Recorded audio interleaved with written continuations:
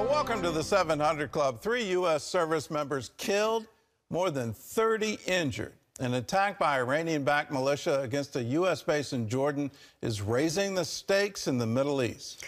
President Bush pledges the United States will respond to the attack.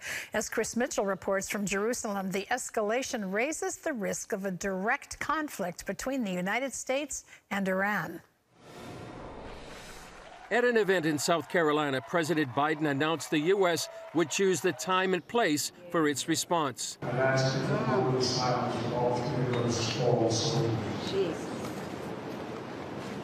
And we shall respond. God bless you all. The attack also wounded at least 30 soldiers. The base is located in Jordan, near the borders of Syria and Iraq. It serves as a special operations base to fight ISIS. Iranian-backed militias have attacked U.S. bases in Syria and Iraq more than 170 times since October 17th. The American deaths raise the stakes dramatically in the region. It's quite clear that the whole players in the region are actually looking to see what will be the United States reaction to that. Some congressional leaders are calling on Biden to impose crippling costs on the regime, including military strikes inside Iran. Israeli and U.S. conflicts against Iran proxies are spread throughout the region, including Hezbollah in Lebanon, the Houthis in Yemen, who continue to attack shipping in and around the Red Sea, and Hamas in Gaza. Avi Melamed is a former Israeli intelligence official. He says the source address of all the conflicts in the region is Iran. This is the mullah regime in Tehran. We have today sample of the disastrous vision and future that waits the Middle East and the world if the mullah regime is not going to be restrained forcefully. Also over the weekend, the U.S., along with a number of other countries, suspended funding to UNRWA. The New York Times reported Israel presented evidence that UNRWA employees participated in the October 7th attacks, which killed more than 1,200 Israelis. The White House said the suspension of aid might be a first step. We'll certainly consider additional, depending on the investigation, whether that requires any additional changes in the way we support UNRWA going forward. The UN says it's investigating the charges, but critics of UNRWA said it's been part of the problem, not the solution, for a long time. Adi Schwartz is the co-author of The War of Return. I just want to remind you that cases of people working for UNRWA and at the same time working for terrorist organization has begun in the 60s. Meanwhile, negotiations continue to release the more than 100 hostages in Hamas captivity. Israel said talks have been constructive, but there are still significant gaps. The deal would include a pause in the fighting in exchange for the release of some or all of the hostages. Well, Chris Mitchell joins us now with more from Jerusalem. It's obvious that I don't think anybody, but everyone I talk to in the U.S. doesn't want to escalate this into a war. But it seems like Biden may be forced to. What are the pros and cons of directly striking Iran? Well, Gordon, right now the region's really waiting to see how the U.S. is going to react because of Sunday's attack. And the 170 attacks on the U.S. bases since mid-October, many Middle East observers here believe that the U.S. is going to respond forcefully. One of the cons is that it would escalate the situation, Gordon. On the other hand, one of the things you have to regard is that if the U.S. doesn't respond forcefully, it's going to make the U.S. perceived as weak, as more than it is right now. So you have to weigh both the pros and the cons here. The Joint Chiefs of Staff is saying that he doesn't want to escalate the situation. It might not be possible to de-escalate the situation now because Iran keeps pressing the envelope, not only in the Iranian-backed militias in Syria and Iraq, but also the Houthis. So it looks like right now the whole region could be on a knife's edge and see how the U.S. is going to react. Well, a lot of international law has been quoted recently. So just under international law, what the Houthis are doing, firing missiles at international shipping, is an act of war. And under international law, there needs to be a response to that. What Iran is doing through its proxies to attack U.S. troops in Iraq and now in Jordan Syria, those are acts of war. And so if we don't respond appropriately, I can't help but think that the entire region, the entire world will think that we're weak, and it will embolden all kinds of actions, not just in the Middle East. What's the Israel government saying about the American response? Well, they're waiting, I think, for the kind of response we're going to get right now from the U.S., whether it's, the President Biden said it's going to be a time of their choosing and the way they're going to respond. But I think Israel would feel like the U.S. really has to step forward and have a strong response in order to have some deterrence against Iran and its proxies. And if it doesn't, it seems like these attacks by the Houthis, by the Iranian-backed militias in Syria and Iraq, by Hezbollah, they will just keep increasing until the U.S. really does respond. I've been reading recently about how President Reagan back in the 80s responded to Libya and tried and deterred them. So we'll just see what the U.S. does. But right now, the U.S. is perceived as fairly weak in the region, and it's really a crossroads right now to see how the administration is going to respond. Well, let's talk about UNRWA and UNRWA paying salaries to terrorists. You've been reporting on this for years, and it looks like the world is finally waking up to it. But this is even more extreme. There's a report that UNRWA workers were actually the terrorists taking part in the October 7th attack. What is that doing to world opinion? What do you think the future of UNRWA is? Well, we'll see, Gordon. You know, in fact, Adi Schwartz, the expert that we talked to in our report, he was saying that UNRWA employees were actually implicated in the 60s, 70s, and 80s and beyond, terrorist members from the PLO. That was then. Today it's Hamas, and it's estimated about 10% of UNRWA employees are affiliated with terror groups, whether Hamas or Islamic Jihad, and 12 implicated in October 7th to the murder of Jews. You know, the original mandate began in 1949. It was supposed to last 18 months. It's lasted 75 years.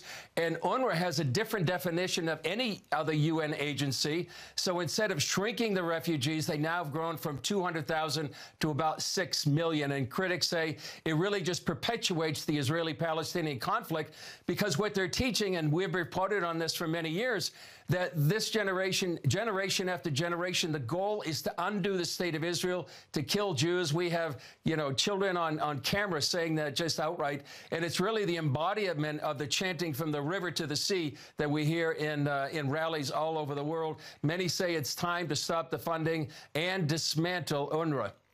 Well, I've been saying it for a long time, and I think it's about time that people in the State Department start saying it. I just can't imagine that the U.S. intelligence services and the U.S. State Department didn't know it.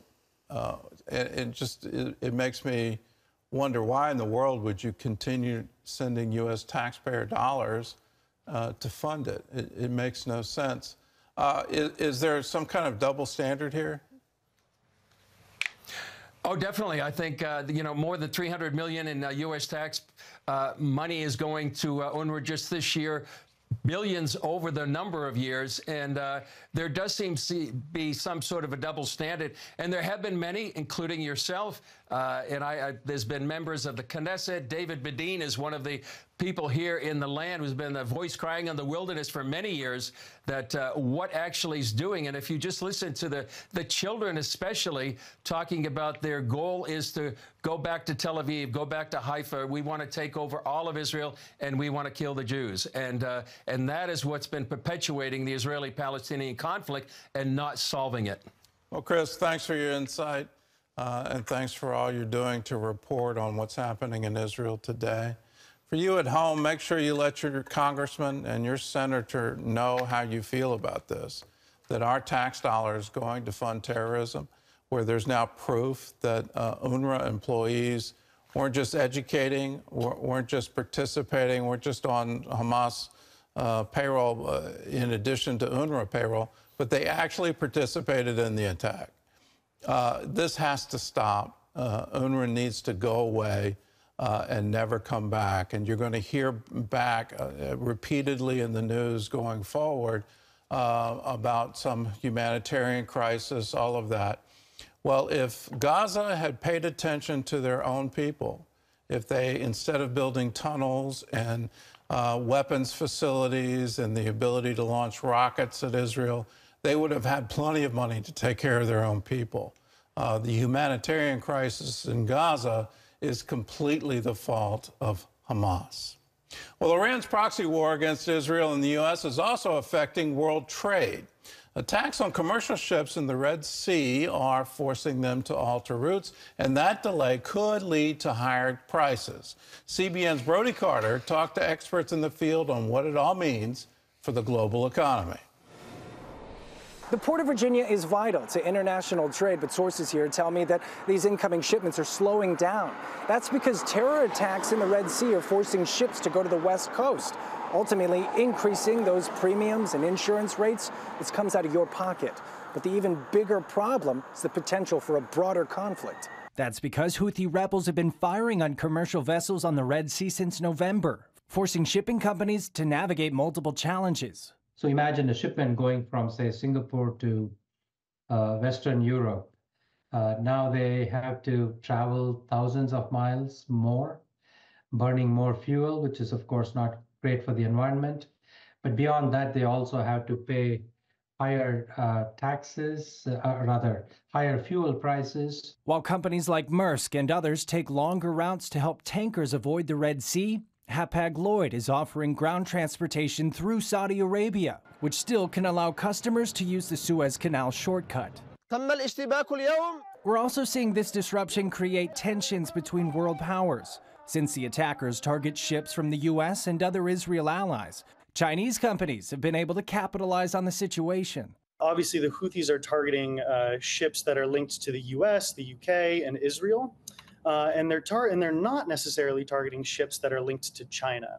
Now, there's also very good reporting, mostly out of Bloomberg, that indicates that as Chinese ships are making the passage through the Red Sea, they're doing a lot to signal or indicate that they're Chinese ships and they're not holding any sort of Western cargo or linked to any other Western company.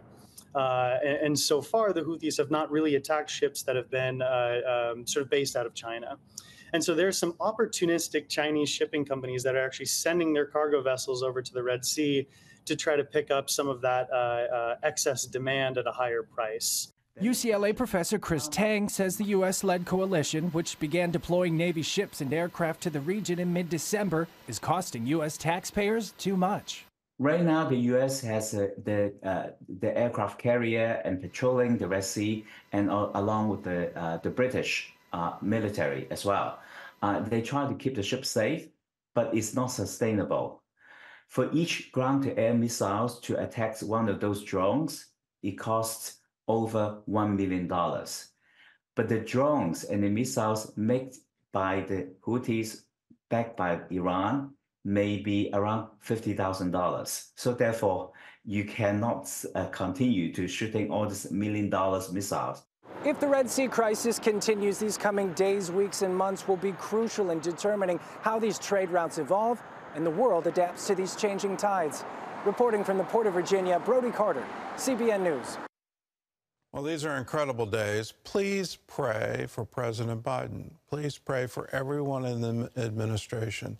The pressure on them is enormous. And are they worried about an election cycle? I think the answer is quite clearly yes, they are.